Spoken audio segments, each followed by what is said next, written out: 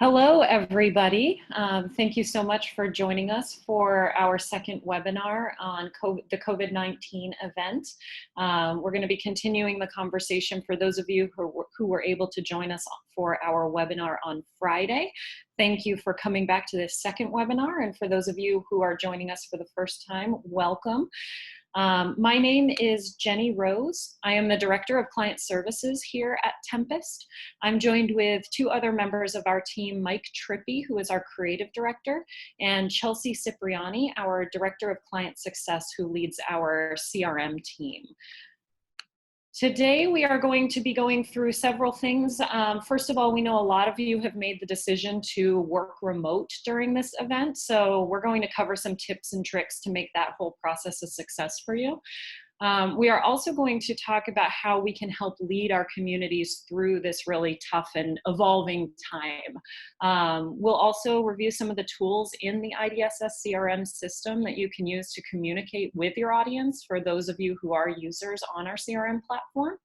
And then we're also going to be joined by Visit Stockton, Visit Sedona, and Discover Schenectady as well. Those are some good Tempest clients of ours who are going to be joining today to share their perspective and how they're navigating this situation within their communities, and hopefully spark some ideas that you can take away for your communication plan as well. Finally, we will finish up with some questions and answers. We are using the Zoom webinar platform today, so that's going to be a little bit of a change for those of you who joined us on Friday. Google Hangouts was a really great way for us to get a webinar up and running quickly, but we decided to pivot to Zoom today to give us a few more tools and to provide a better experience for everyone. So if you see on your screen, you should see a Q&A feature, an ability to click a little icon that says Q&A. If you do have a question, go ahead and submit your question through that avenue. We are monitoring the Q&A, and we will definitely respond to everything that we can respond to today. If there are more questions, we'll definitely follow up if we don't have the time to answer everyone on the webinar today. So starting the conversation, working remote, we know again that some of you have made the decision to work remote during this time. And we wanted to share some tips and tricks that we've developed over the years that could help make that process, that transition to a working remote environment, a smooth one for you and your teams. You may not be aware, but in the early days of our company, Tempest was actually 100% remote. And I personally worked remote for 7 years for the Tempest team before joining our Philadelphia headquarters about 1.5 years ago. So over that time, working with teams spread across the country as well as remote team members, we have definitely found some really great processes and tools that we wanted to share with you today to help make that process a success if you do decide to work remote.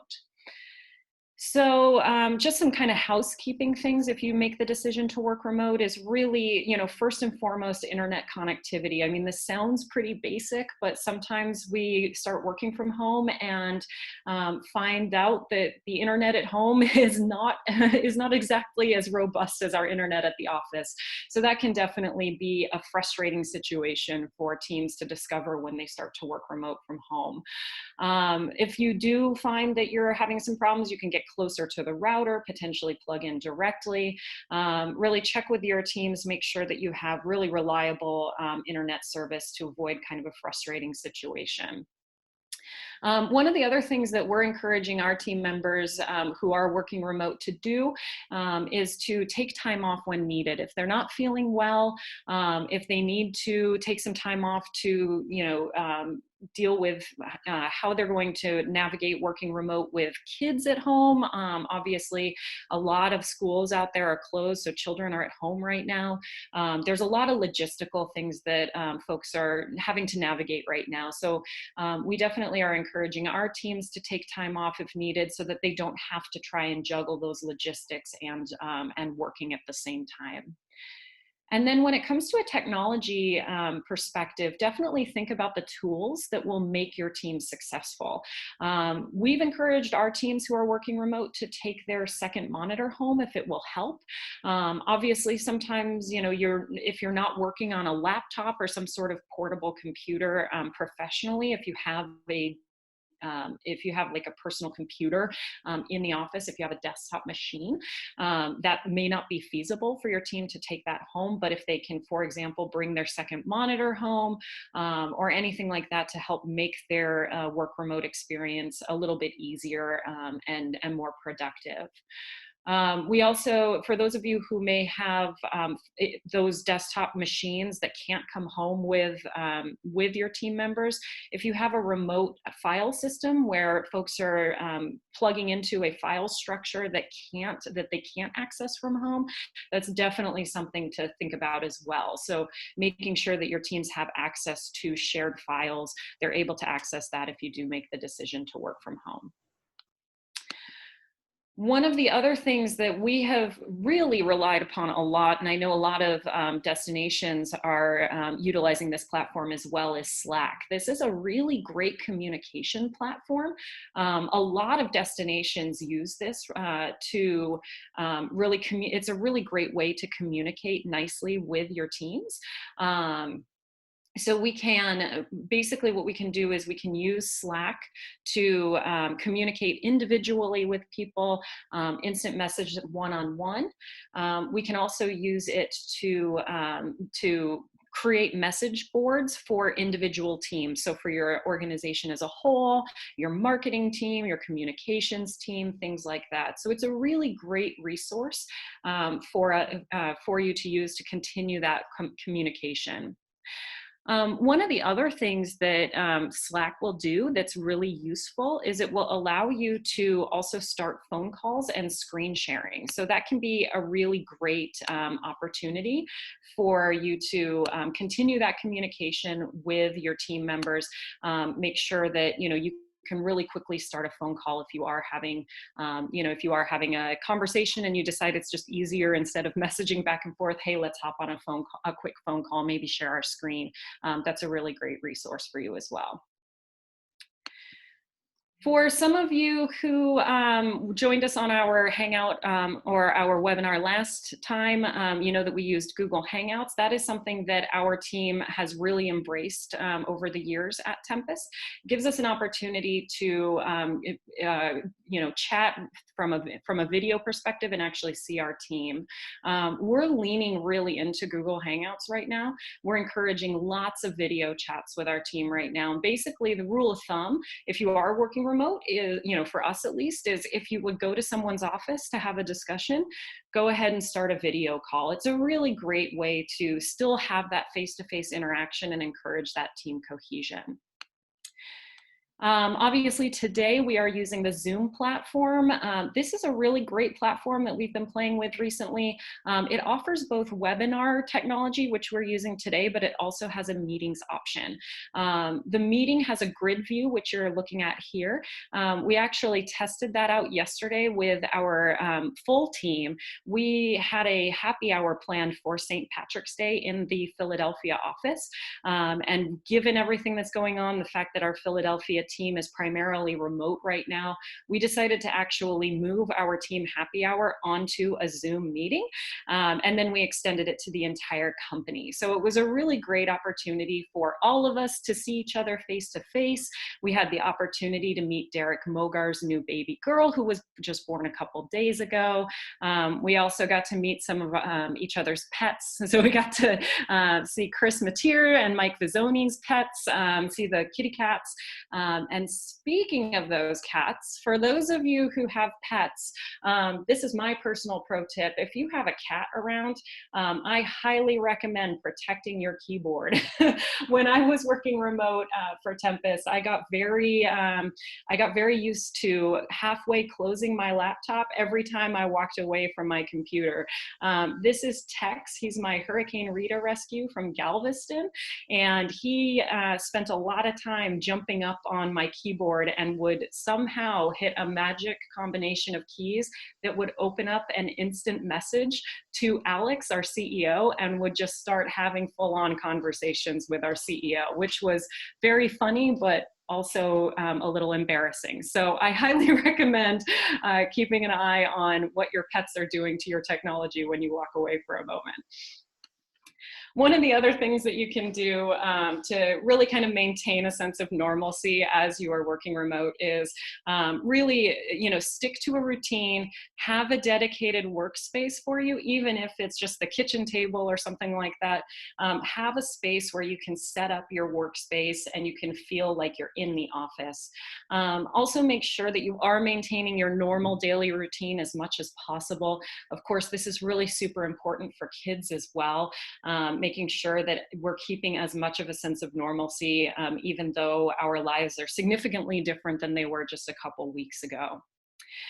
One of the other things that we are doing is, at least for our team here at Tempest, is we're having daily stand-ups with our meetings who are working remote, or with our teams rather, that are working remote. This is a really great opportunity to quickly check in with your team in the morning, kind of go around the room and just say, hey, hop on a video call, chat with everybody and say, what are you working on? Where do you need help? Making sure that we're maintaining that really great team collaboration, even if you are working remote. So that is our tips and tricks for working remote. Definitely, if anyone has additional things that are working really well for them as they're transitioning to a remote working environment, if that is a decision that you're making for your team, definitely feel free to share. It's definitely an interesting process making the transition from working in an office environment to working remote. So if that is a decision that you're making, definitely some good things that you can do to set your teams up for success. So we are going to be now shifting gears to talk about kind of how things are changing. I mean, obviously, even in the past couple days, the situation with the COVID-19 event has really evolved very dramatically, and things have changed a lot for a lot of our destinations. Right now, things are changing from a tourism perspective, but also within our communities. Our residents and our local businesses are really looking for leadership and they are really craving for that resource, and the destination industry is really positioned well to be kind of a guiding light and help our communities navigate this changing environment. One of the things that we are seeing is that some of our destinations, particularly the ones that are offering kind of a getaway from it all experience, are still seeing a little bit of travel behavior from folks that are in a very close-in drive market.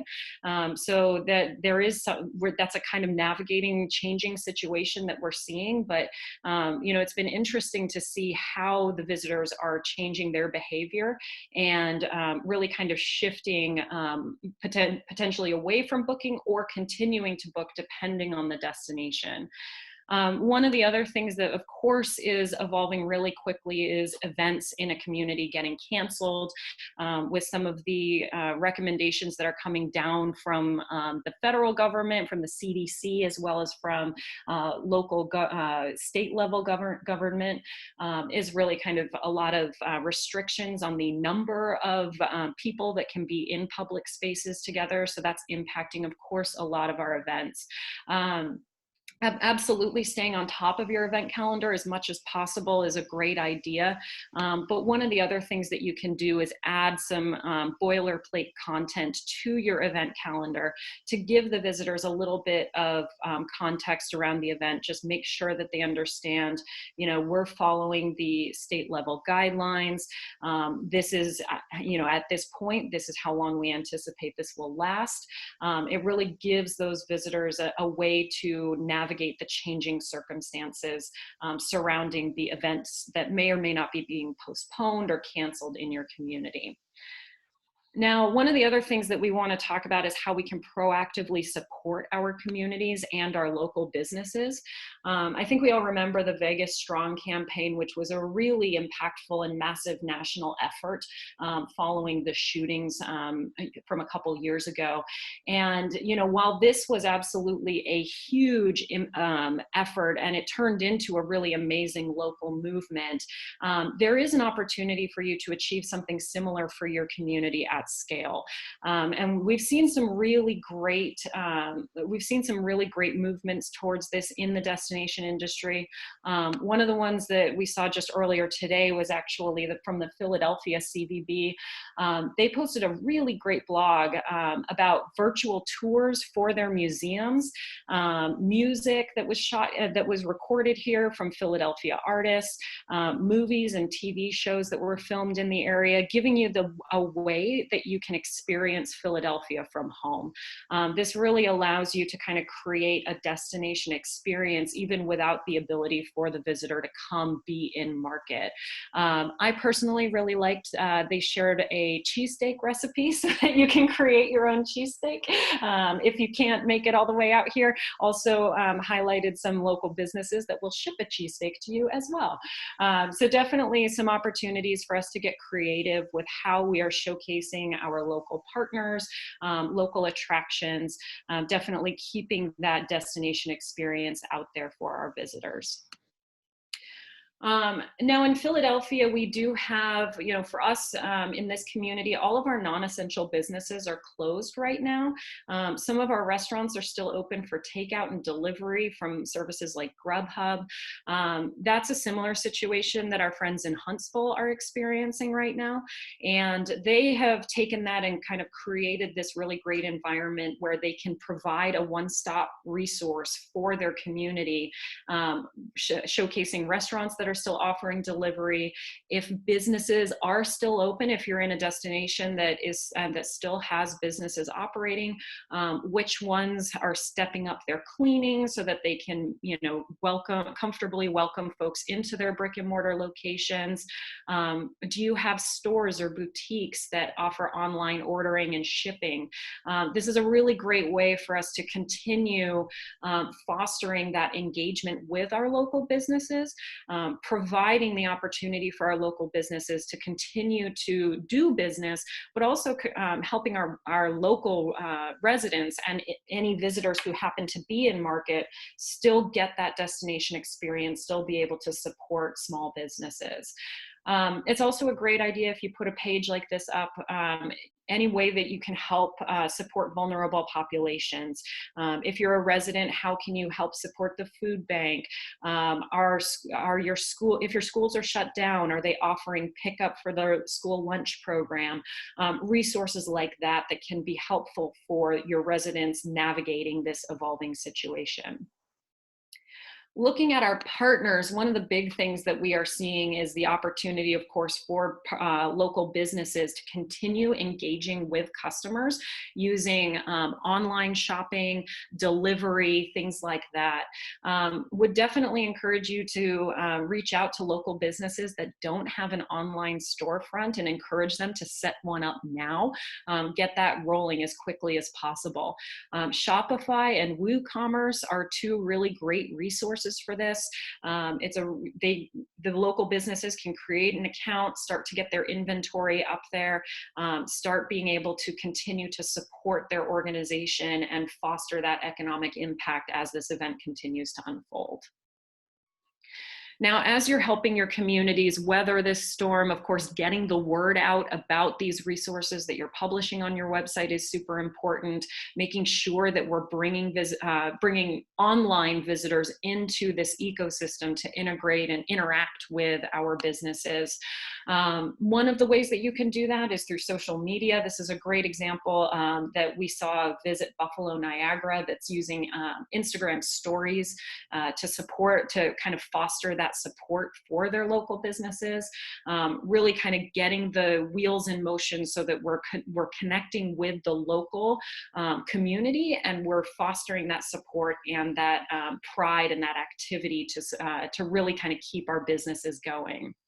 Mike, I'm going to bring Mike Trippy, our creative director, in. Mike, I know that this is something that you actually noticed the Visit Buffalo Niagara, and you had some additional ideas on what businesses can, or what destinations can kind of look at as they look to activate their local community. Yeah, absolutely. In regards to digital marketing, for the time being, our recommendation is really to kind of pivot your national initiatives and have them be much more locally focused. Echoing kind of what Jenny has said, although most travel is starting to slow down, now is actually a great opportunity for destination organizations to really kind of demonstrate how supportive they can be for their partners. And we encourage you to use all your marketing tools to your advantage and really become a catalyst for fostering pride by leading people to come together.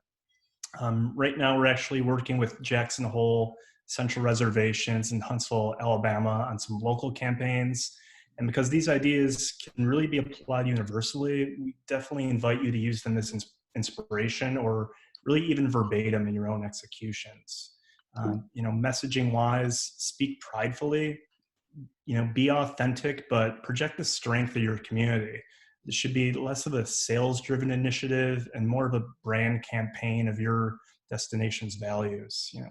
Don't focus so much on the products and experiences, but instead showcase your people, your local chefs, artisans, their personal stories, and be really conscious of your tone. Your audience is probably going to have some political sensitivity depending on what they've read, but also it's really hard to predict how this crisis will affect them personally. So, we've got to be empathetic to how they may receive your message. Hopefully these local campaigns really aren't just warm and fuzzy though. We want to create action. People are ultimately looking for an outlet. So become a leader and point them in the right direction. We're all really kind of helpless as to what's going to happen next, but everyone's definitely looking for something they can do that'll be productive and pitch in. So think about things that we can control. It shouldn't be just about initiatives like skipping the dishes, but other ways to kind of increase the goodwill in your area. We know how to help the restaurants, but are there other people that really could use a spotlight that sells something tangible, whether it be gift cards, gift baskets? How can we kind of leverage those partners that are equally struggling and make it be more neighbors helping neighbors than just be a business focus? And certainly to coordinate with your local partners. This will be most successful if it just doesn't live in a web banner. So follow up with your partners and have those stories on your blog, on social media, through press releases. And if you're all really communicating a consistent message, you're really kind of able to work together and show that how vital your organization can be to kind of picking your community up.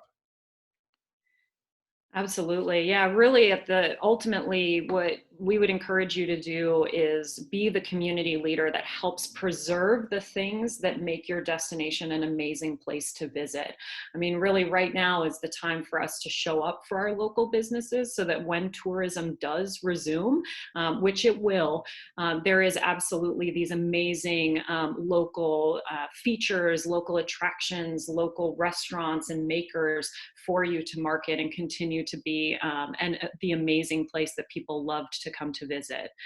So definitely something to keep in mind. And of course, like Mike said, if you take your marketing prowess and focus that locally, you're not in a position where you have to create a huge initiative like Vegas did, because you're not marketing it nationally. You're focused on your community, which from a scaling perspective is much more achievable for a lot of our destinations using tools like social media or some of your advertising funds to create a big impact in a much smaller space allows you to kind of foster that movement and spark that pride and keep your local community engaged and supportive. as you navigate kind of activating your community, supporting your community, there's definitely a lot of communication tools that you can use to engage your visitors. I'm going to bring in Chelsea Cipriani, our Director of Client Success, to talk about some of the tools in the IDSS CRM system that you can use. Chelsea? Hey everyone. Yeah, so just like Jenny was saying, there are some tools within IDSS which are definitely helpful in times like this. We just wanted to highlight a couple of creative things that some of the clients were utilizing. And so we wanted to point out that in IDSS there is a survey tool. So you do have the ability to create and send surveys through IDSS. So, here's just a screenshot. On the left-hand side, you'll see that survey option. You can go ahead and build out your surveys. And as always, if you ever have any questions when you're walking through this, we can set up a one-on-one webinar for you and your staff with one of our team members to walk through this. And then in addition to the surveys, you can be sending them out through email campaigns. And again, our team can definitely help you out with setting up the email campaigns.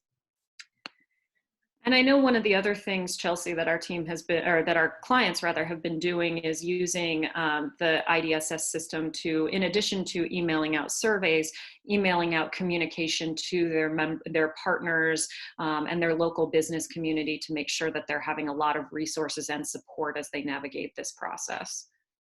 Yeah, definitely, for sure. Yeah, and then so in addition to that, as we pointed out last week in the webinar, you can definitely utilize the IDSS extranet. So, you can update your homepage maybe weekly, whatever you feel is the appropriate amount of time in between updates. This is just kind of an example of what one update could look like. But yeah, it's definitely a great way to communicate with the partners and just show that you're there for them and help them out with any resources that they might not be completely aware about. So this is just a great option.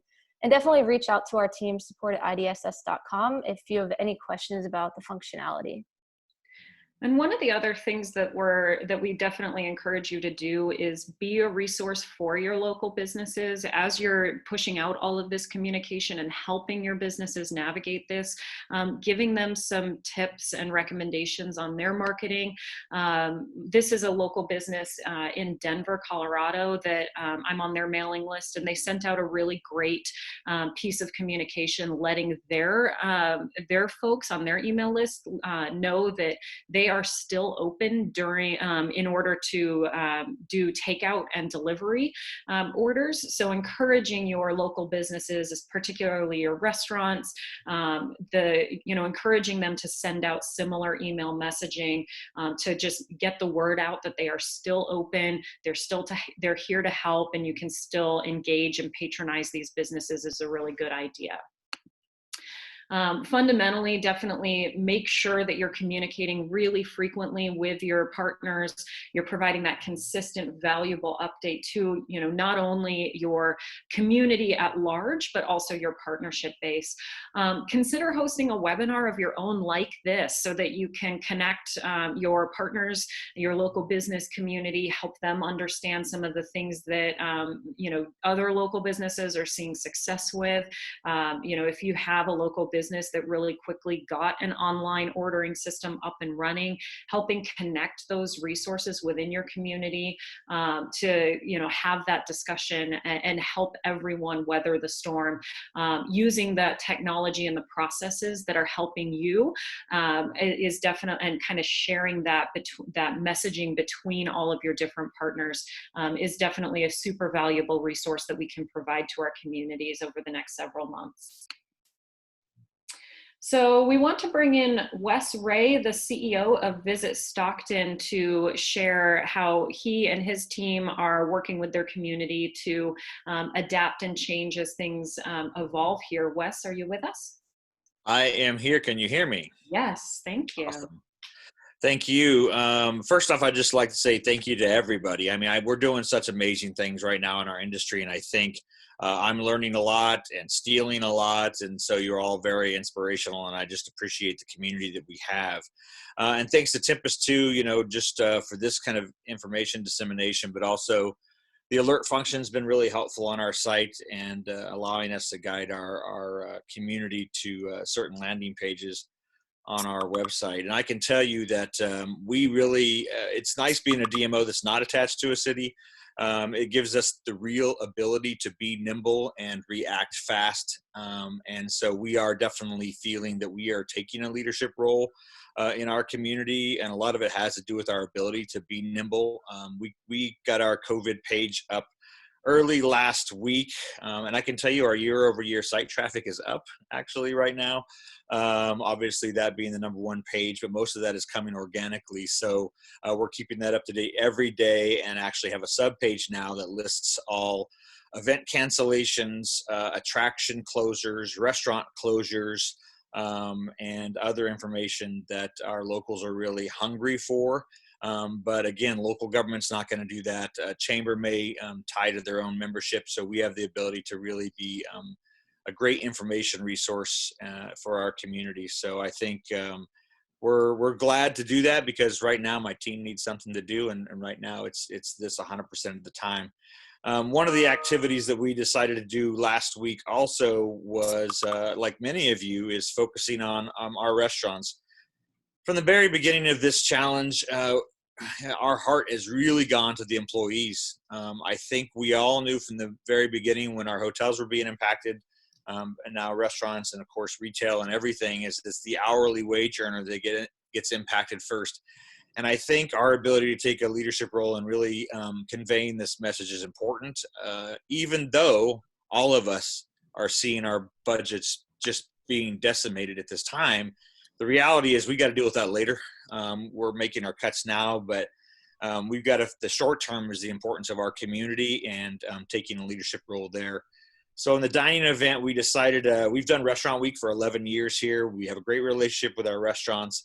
And we saw an instant need to be able to do a pop-up Restaurant Week type event. We called Dine Stockton, really focused on getting people to support our local restaurants. We were able to put that all together and get it out by last Friday.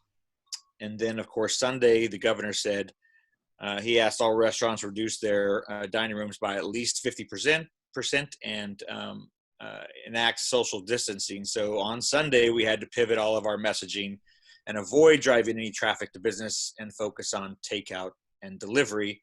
And of course, the following day, the governor asked close all bars and wineries and brew pubs, and now has asked dining rooms not to be open. And our city has enacted, as of yesterday, the same thing. So our pivot to dining and takeout has been well received. As of yesterday, we had 25 establishments, but I can tell you that'll probably double today. And we are supporting anybody who has a message to share. It doesn't matter if they're a national chain or fast food or a local restaurant, as all of them employ and do great things in our community. And it's just important that we try to share that message as much as possible. So we have all that at dinestockton.com, but you can see our messaging there is really about supporting those employees and their families. It's not about, the restaurant owner.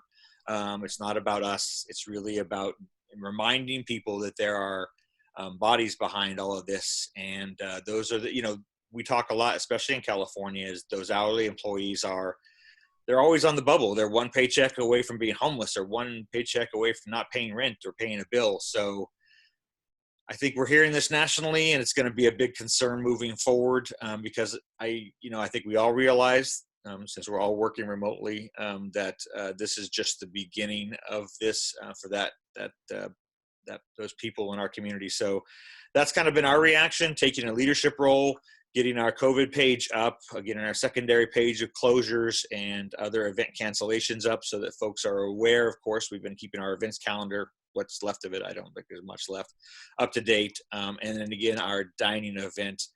And so if we could be of any resource to anybody else, we'd be more than happy. But thank you again, Tempest, for taking a leadership role here as one of our vendors. And thank you to all of you.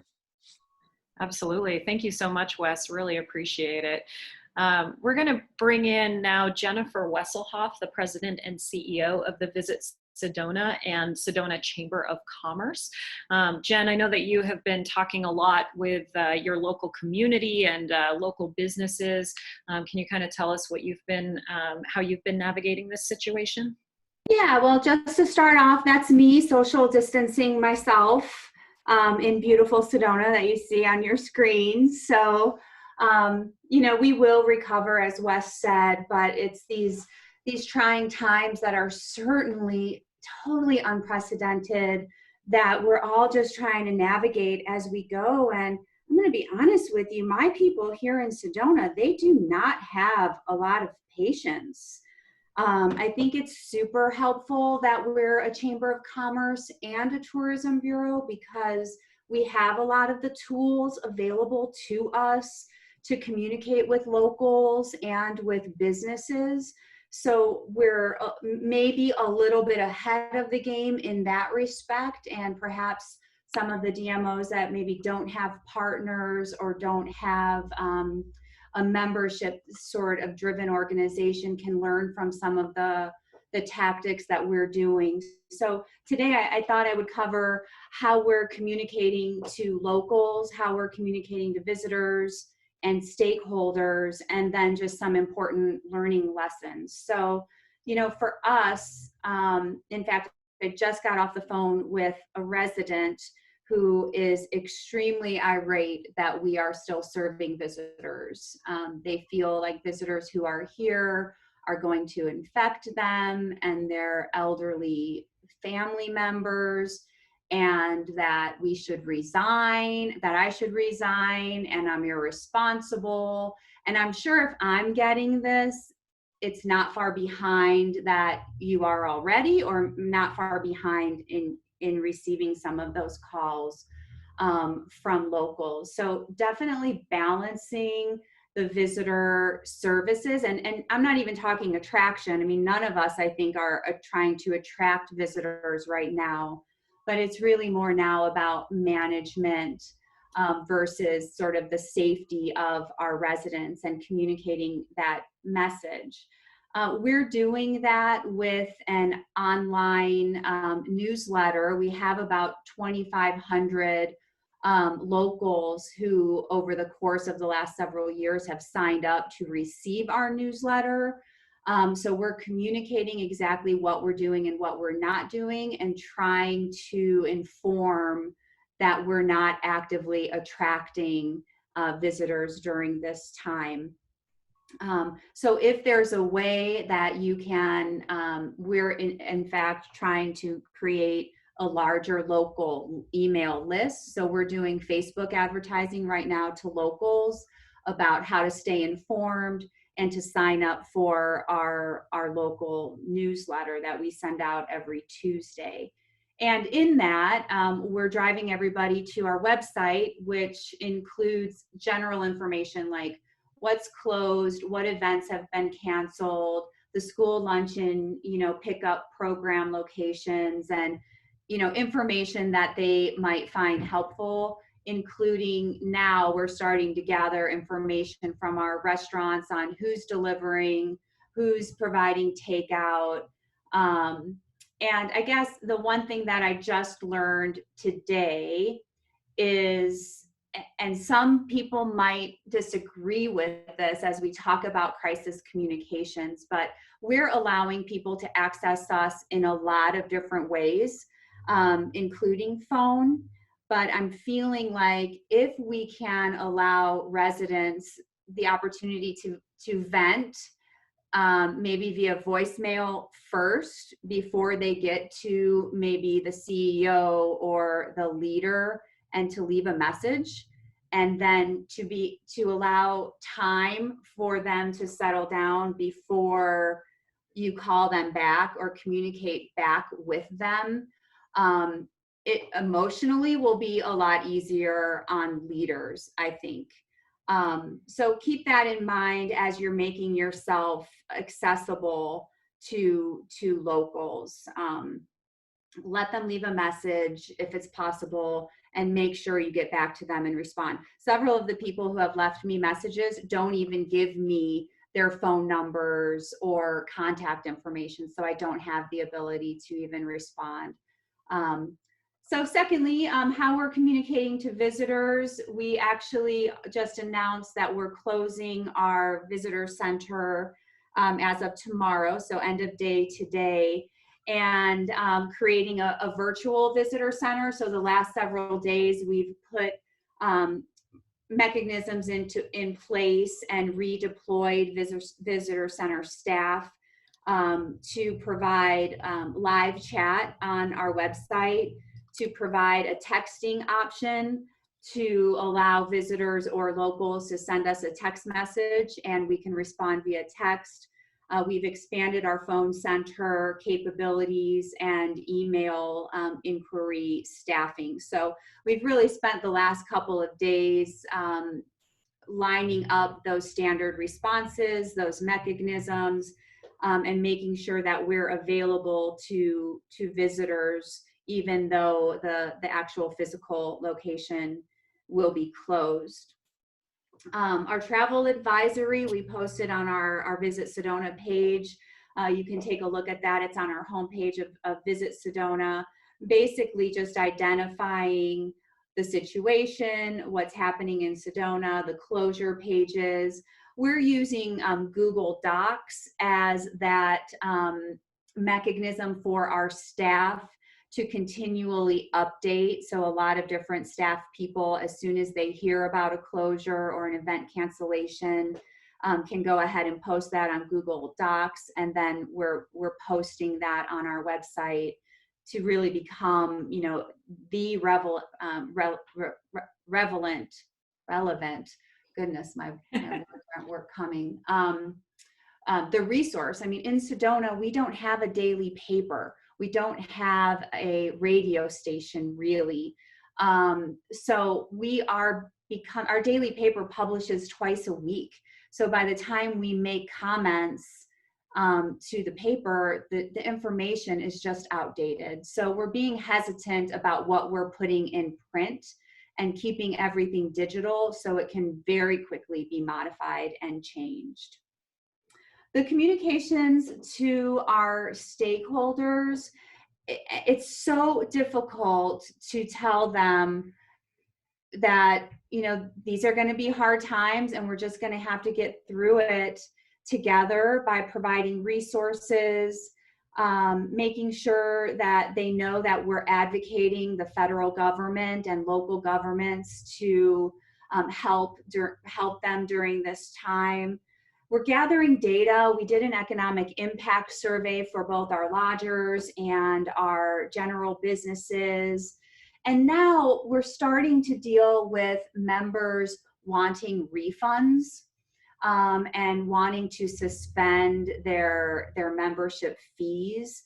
I mean, obviously, if they can't pay payroll and they're going to be closed, the last thing on their mind is paying dues to us. So our board is looking at suspending fees and how we do that and still maintain operations.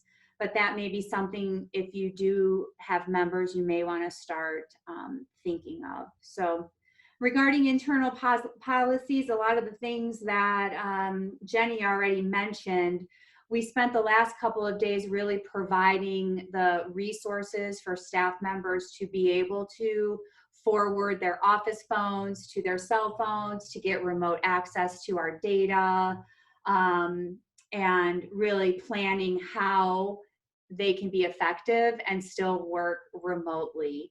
And that remote office will start tomorrow, 8 o'clock tomorrow. So I guess, you know, some of the key highlights, I think, just to keep in mind regarding really crisis communications is to remember your priorities. Always try to be correct. Make sure you're not, you know, over assuring. Being useful as we can, asking the stakeholders and the businesses, what do they need? What information can we start collecting for them that will be helpful?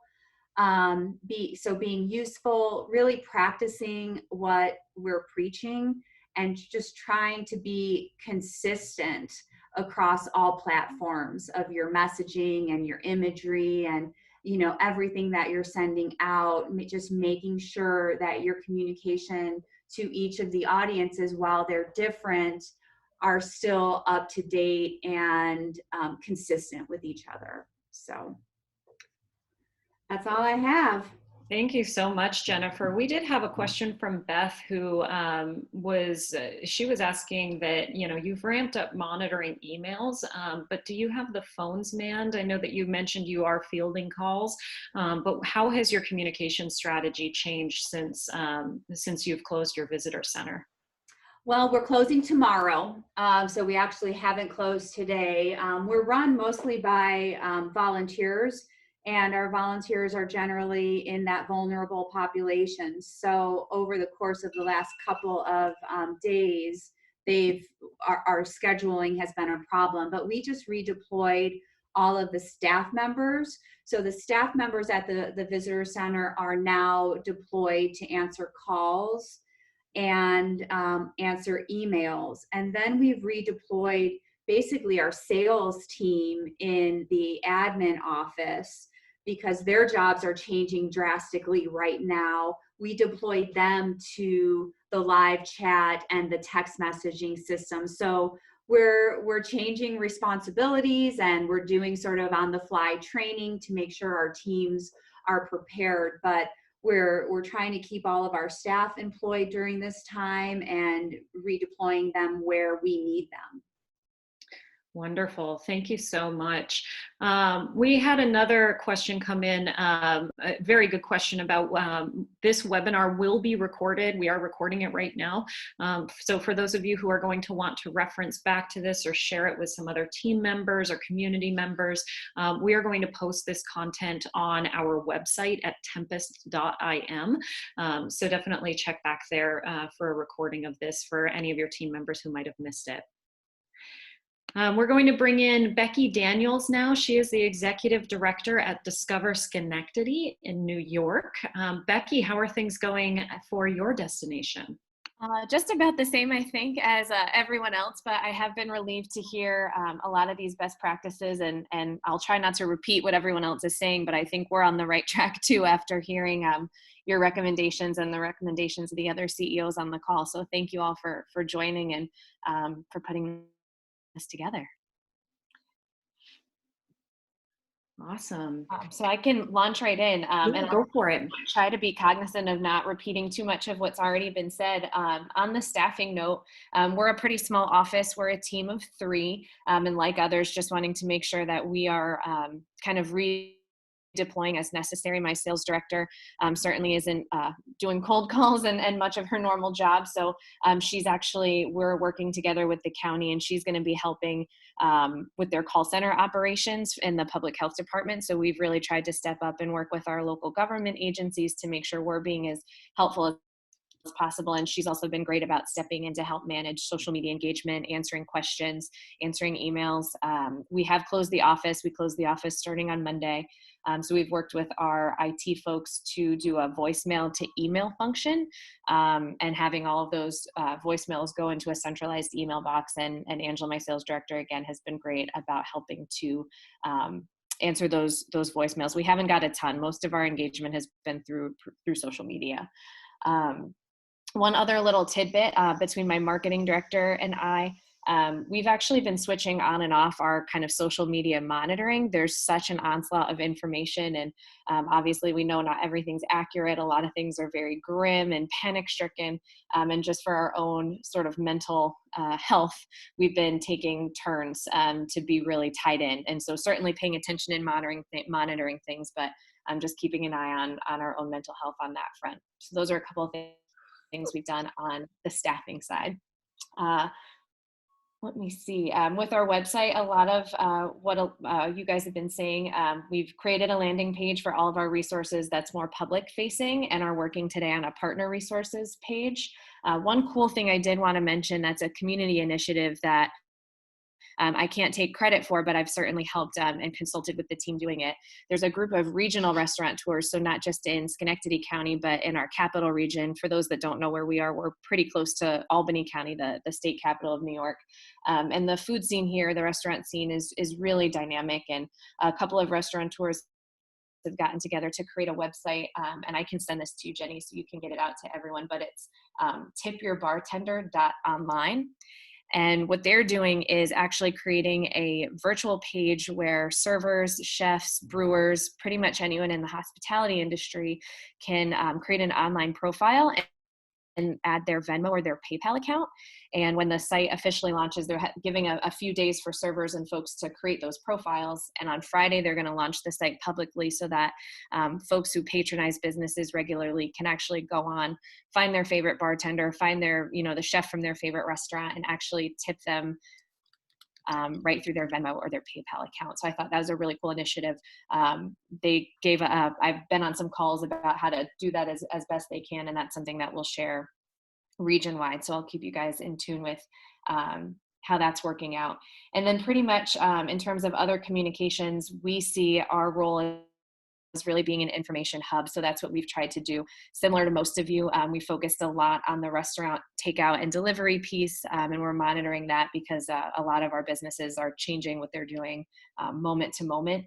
Today, we actually shared a blog because there are a lot of other small businesses that can use our help. Our small retail shops. We have a couple, like you can see on this picture here, our pedestrian walkway.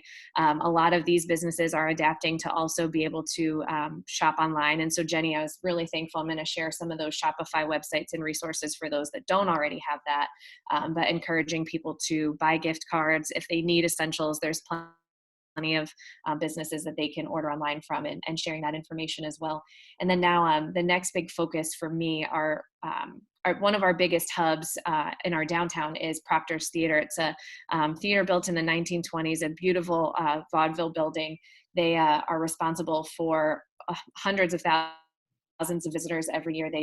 Hamilton came last summer, so they've been a hub of tourism for longer actually than Discover Schenectady's been around. And it was a really sad headline yesterday, but they actually had to lay off about 80% of their staff. And so we're trying to work with them to figure out how we can support them through this time. I know we'll do some features about how folks can donate to them or buy gift cards for shows in the future, but they're anticipating being dark. Right now, publicly, everything's canceled until April 12th, but they're thinking that they may have to be closed a lot longer than that. And so that's been a really trying piece for us. And so we're trying to figure out how we can best help, starting with the donation piece and rallying folks together who are able to support them, and then doing some features on some of the things that they're doing, the art that they bring to the community, and just sharing some positive stories to give people a reason to kind of keep hope and continue to hopefully donate as they're able. We know everyone's been hit pretty hard. So those are some of the things we're focusing on right now. Longer term, the team, we're kind of just day to day managing the onslaught of information, but we have now started to talk just today about some longer term content where we can regroup and utilize our resources to start doing some forward planning and creating content for when things start to look up again and we can encourage visitation.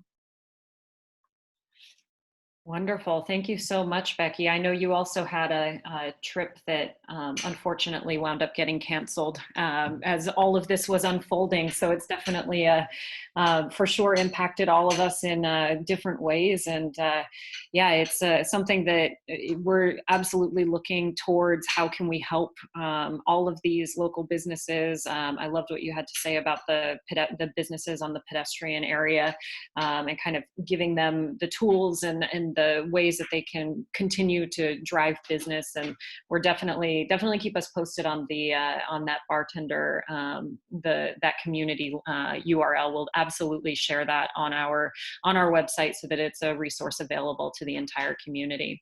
Absolutely. And I did just see Jennifer's question too. And that is a really good point to bring up about encouraging people to spend money at this point. And we have been really careful in our messaging to talk about as you're able and really make it people centered. So it's people helping people. It's not just the businesses and trying to keep that messaging and be really sensitive to that fact. So that's a great question and something we've definitely had top of mind. Absolutely. Yeah, it's something that for any sort of local outreach and messaging that we are activating in market through the creative that Mike was talking about earlier in the conversation, just really focusing in on how you can, as a community member, you can support your other community members, and less make it about, the financial things, and be sensitive to the fact that, this is really hitting a lot of community members very hard in different ways. So how can we come together as a community and really support each other and help us all make it through this time? So absolutely great point. So we have a few minutes for questions and answers. We've been monitoring the Q&A. We've gotten a couple great questions and points in throughout our conversation. Does anyone else have any other questions that they would like to ask our panelists today?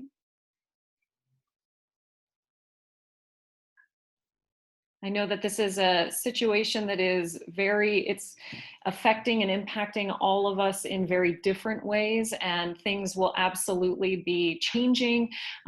We just got a question if there's going to be another webinar. Absolutely. We're planning on hosting these as often as we can.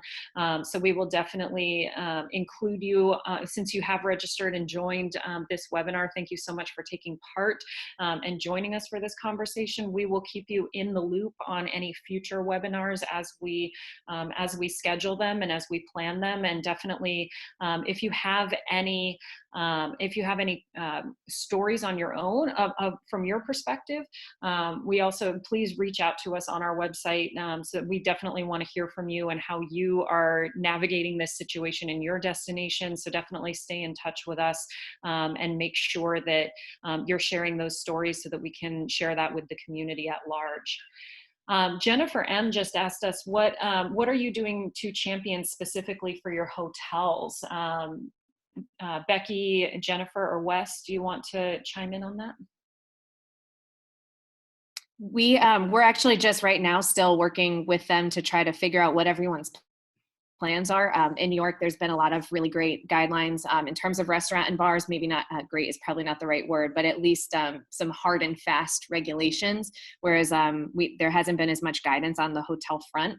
I do know regionally there's some talk about even potentially utilizing hotels as places where people who need to be in isolation are going. And so we don't have a ton of guidance yet. We're really just trying to help them communicate what their status is right now and being a hub of information for them.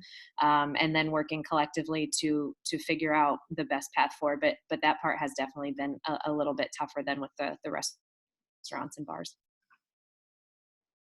I would concur with that. I think it's probably, it's a pain point because, of course, they're the ones who fund us, and there's the ones that you want to help the most. I think for us, it's just been communicating with them as much as possible and trying to get a sense of the impact. But they realize that, obviously we're not going to drive hotel traffic, and we're not going to drive business to hotels in this moment. And in California, I know the governor of the state of California is actually negotiating with 900 hotels throughout the state to house homeless and get them off the street during this epidemic. So I'm not sure how that's going to impact our area locally, but in general, if anybody has any tips on anything they're doing with hotels that's unique, I'd love to hear that too. But it is definitely a tough one for us because the facts are what the facts are. Mm-hmm. Absolutely. We also had a question if we are going to be creating a webinar for the meetings industry. We absolutely will explore that. It's a great idea. I mean, we've been talking to a lot of our destination organizations that we're in constant communication with about how the meetings industry is shifting and the impacts that is having. So we will absolutely consider that for topics for future webinars. All right, I think that is pretty much the time that we had today. Thank you so much, everyone, for taking part. I really want to thank all of our panelists. Thank you, Wes, Jennifer, and Becky, for taking time out of your very busy day to share these perspectives with us and continue to help out all of the destinations out there that are kind of navigating unique manifestations of this situation on their from their individual perspectives. Like we mentioned, we will be be sharing this on our resource page on tempest.im. That is our webinar, or I'm sorry, that is our website. And please feel free to reach out if we can help. We have our marketing teams. We also have our CRM support team at support@idss.com. If you have any questions about how to utilize any of the tools that Chelsea talked about, our web support team is available at support@tempest.im if you have any questions about how you can continue to engage with your audiences and your communities utilizing your website. And we will keep our website on our side, tempest.im, updated with the recording and the slides from this webinar and future resources. So definitely check back often, and we will be in touch. Thank you so much, everyone. Good luck. Stay healthy, stay safe, and we are here for you. If you need anything, please don't hesitate to reach out. Thank you so much.